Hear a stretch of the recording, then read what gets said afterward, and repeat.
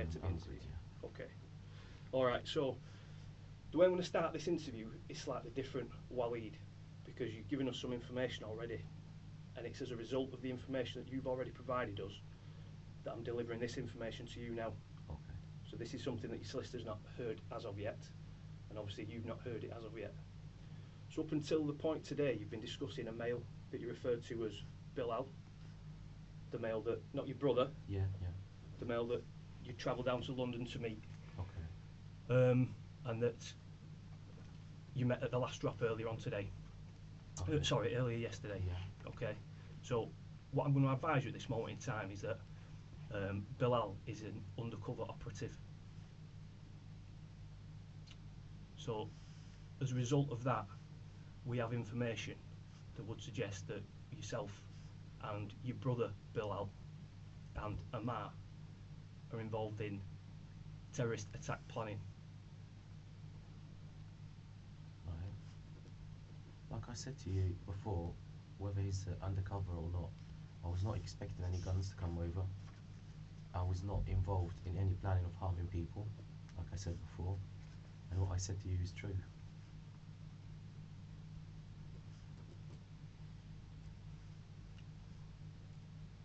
I said the truth.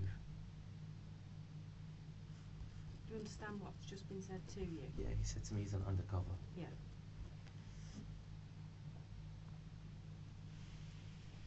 Just have a think about that. Let that digest. Yeah. What I said was the truth. I'll stick to what I said.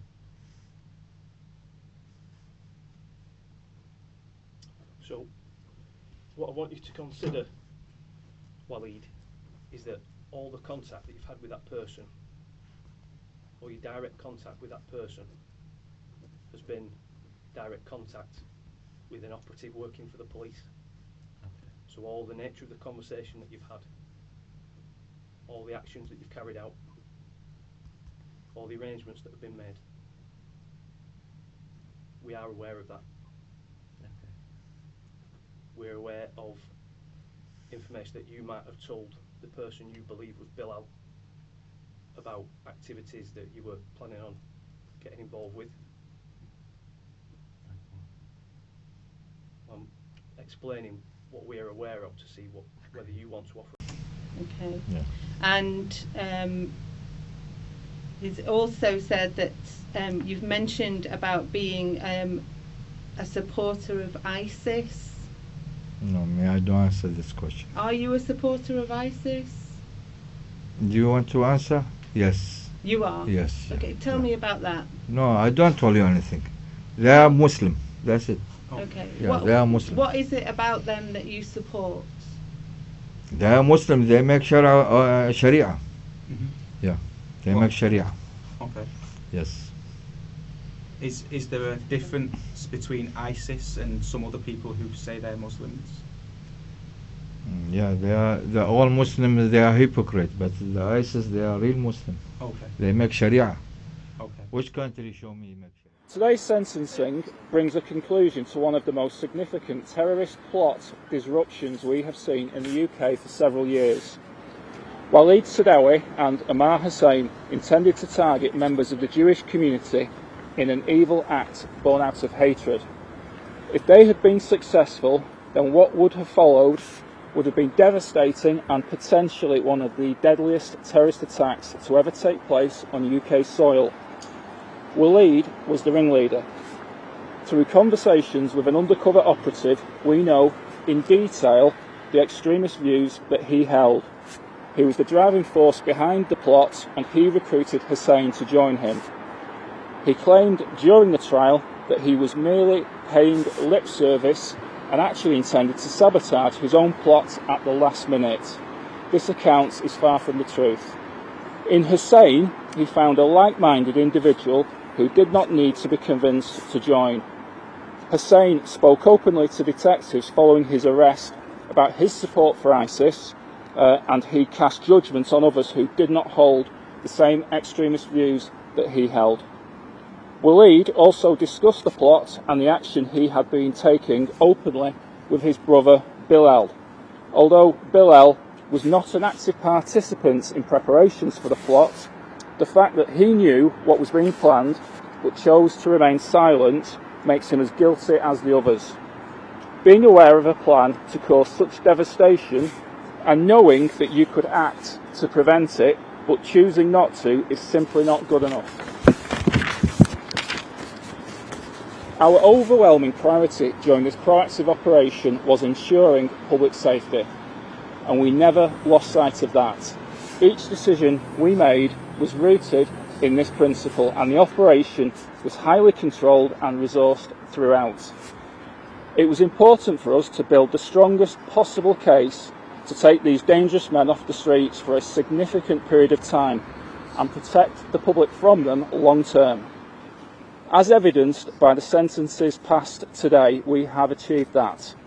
I want to thank all those involved in this operation. We've worked with colleagues across counter-terrorism, local policing, partner agencies and community organisations. The scale of the operation has been huge, and we would not be here today without everybody's efforts. I would also like to express my sincere gratitude to the undercover operative who puts himself in significant danger each time he met with two would-be terrorists. At any point, he could have become a target himself, but he risked his personal safety in the name of wider public protection. This case has taken place at a time of heightened concern and anxiety within the Jewish community. The trial began the week after the appalling terrorist attack that took place in Greater Manchester and concluded soon after the Bondi Beach attack in Sydney. We have worked closely with stakeholders, including the Community Security Trust, throughout proceedings to address any concerns and provide reassurance. We will continue to do so, and we remain dedicated to making sure all communities feel safe from the threat of terrorism and bringing those who would seek to harm them to justice. I hope that the significant outcome from this highly resourced, proactive investigation underlines that commitment. Thank you. You were recruited by Walid Saadaoui and made your plans with him. The appropriate minimum term in your case is one of 26 years less the time you have served on remand, which is again 1 year, 276 days. Walid Saadaoui, you should stand.